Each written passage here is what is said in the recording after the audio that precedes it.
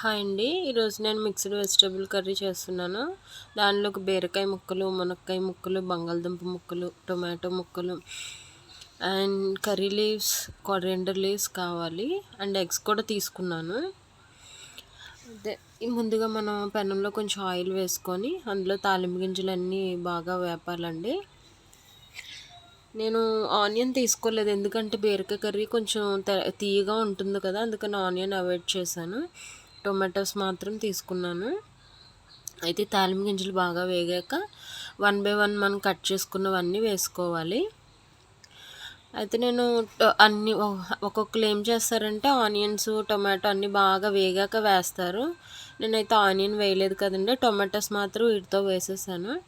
ఎందుకంటే నేను ఆయిల్ కొంచెం తక్కువ వాడతాను. టొమాటోలు ఉండే వాటర్ ద్వారా కొంచెం ఇది బాయిల్ అవుతుందని. ఆయిల్ ఎక్కువ ఇప్పుడు అందరూ కూడా డాక్టర్స్ చెప్తున్నారు కదా, ఆయిల్ తక్కువగా వాడితేనే మంచిదని. అందుకని నేను ఆయిల్ తక్కువగానే వాడతామండి. అందులోకి ఉప్పు, పసుపు వేసుకొని కొంచెం బాగా కలుపుకోవాలి. తర్వాత మూత పెట్టుకోవాలండి ఒక 2 మినిట్స్ అలాగా. తర్వాత ఇది ముఖ్యంగా దేనికంటే అండి, బీరకాయ కూర చిన్నపిల్లలు ఎక్కువగా ఇష్టంగా తినరు. మా అమ్మాయి కూడా తినదు. మనకి కూడా ఏంటో ఈ చలికాలం అది పెద్దగా తినబుద్ధి అవ్వదు, వర్షాకాలంలో అది. సో అందుకని మిక్స్డ్ చేసామనుకో, మనకి ఇష్టమైన బంగాళదుంప, మునక్కాయ ఇష్టపడిన వాళ్ళు ఎవరుంటారండి, మ్యాక్సిమం అందరూ తింటారు కదా. సో అందుకని నేను మిక్స్ చేశాను. మా అమ్మాయి బీరకాయ తినకపోయినా అందులో ఉండే బంగాళదుంప, మునక్కాయ వల్లైనా అది కొంచెమన్నా తింటుంది. బీరకాయ టచ్ చేస్తుంది, అలవాటు అవుతుంది అన్న ఉద్దేశంతో చేస్తున్నాను. సో నేను పచ్చిమిరకాయ ఫస్ట్ వేయలేదండి, మధ్యలో వేసాను. ఎందుకంటే బాగా కారంగా ఉన్నాయి అవి, అందుకని కట్ చేయకుండా మధ్యలో కొంచెం కూర ఉడికాక వేసాను. కారం కూడా చాలా తక్కువ వేసాను, ఎందుకంటే కారం ఎక్కువైతే చిన్నపిల్లలు తినరు కదండి. కర్రీ కొంచెం ఎక్కువ తినాలంటే లైట్గా కారం వేసుకొని కర్రీ ఎక్కువ పెడితే మంచిది కదండి హెల్త్కి, అందుకని తక్కువ వేసాను. మా అమ్మాయికి సపరేట్గా కర్రీ తీసేసాక లాస్ట్లో మేము కర్రీ వేసుకుంటాము. సో ఇప్పుడు అన్ని వెజిటబుల్స్ కొంచెం ఉడికే కదండి, లాస్ట్లో 5 మినిట్స్లో దించేస్తాం అనగా ఎగ్స్ వేసుకోవాలి. అవి ఎగ్స్ కూడా కొంచెం కర్రీలో బాగా ఉడికితే కొంచెం బాగా టేస్ట్ ఉంటాయండి ఎగ్స్.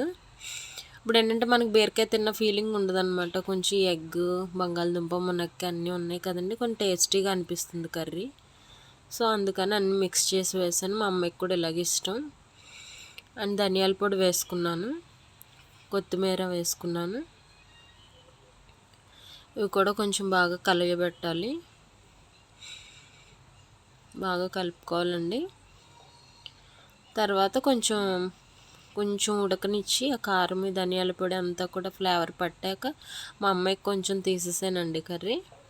ఆ తర్వాత మాకు ఇంకొంచెం కారం వేసాను. చూసారా, కర్రీ కొంచెం రెడ్గా ఉంది. మాకు కారం వేసేసి ఇంకా బౌల్లోకి షిఫ్ట్ చేశానండి. నేను మ్యాక్సిమం నాన్ స్టిక్లో వండినప్పుడు నాన్ స్టిక్లో ఉంచనండి, తీసేస్తాను, బౌల్లోకి షిఫ్ట్ చేసేస్తాను. సో వండేగానే నేను ఇంకా బౌల్లోకి షిఫ్ట్ చేశానండి.